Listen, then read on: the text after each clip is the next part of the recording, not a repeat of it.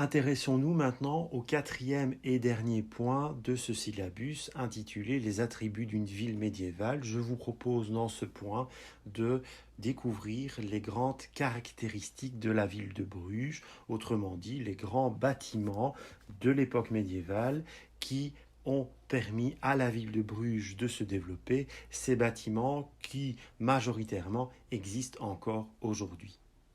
Commençons par une légende, car toutes les villes médiévales ont des légendes. Prenez par exemple le combat de Saint-Georges contre le dragon au moment des festivités folkloriques de la ville de Mons.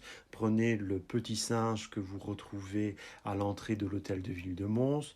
Eh bien, pour la ville de Bruges, vous avez un animal emblématique, un animal qui représente l'histoire de cette ville, c'est l'ours. D'ailleurs, si vous retournez vous promener dans la ville de Bruges, dans ses rues, vous allez retrouver plus d'une représentation d'un ours. Alors cet ours, sa présence à Bruges répond à une tradition médiévale. Pour cette tradition, le premier habitant de Bruges, c'était justement cet ours.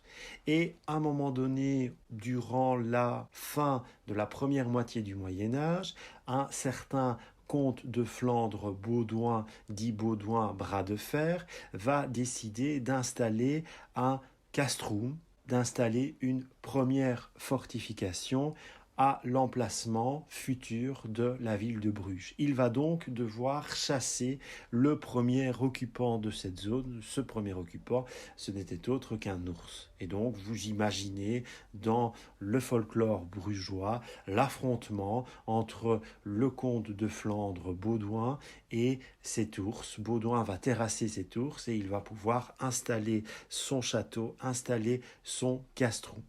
Aujourd'hui, les historiens, les archéologues situent ce castrum à l'emplacement du Burg, le Burg qui est une zone centrale de la ville de Bruges, l'une des zones les plus anciennes, si pas la plus ancienne de la ville, juste à côté de la Grande Place où vous retrouvez notamment le fameux beffroi. Ce bas-relief représentant les armoiries brugeoises en compagnie de l'ours, vous le retrouvez justement sur la place du Burg, en façade de l'ancien greffe, de l'ancien palais de justice de la ville de Bruges, qui se situe juste à côté de l'hôtel de ville de Bruges.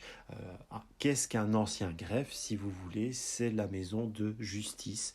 Revenons à cette place du Burg. Vous avez ici une très belle reconstitution du centre pré-médiéval, pré-urbain plutôt, de la ville de Bruges. Vous retrouvez au centre de cette reconstitution l'église Saint-Donatien, qui est vraisemblablement l'un des tout premiers sanctuaires de la ville de Bruges. Et vous voyez aux abords de cette reconstitution, eh bien, que l'on est en train de créer la première enceinte en pierre de la pré-ville brugeoise. On remplace ainsi les rempart en bois par une fortification, par une enceinte beaucoup plus solide. Nous sommes à l'extrême fin du XIe siècle et au début du XIIe siècle. C'est la création de la première enceinte qui va entourer le noyau urbain de la ville, autrement dit,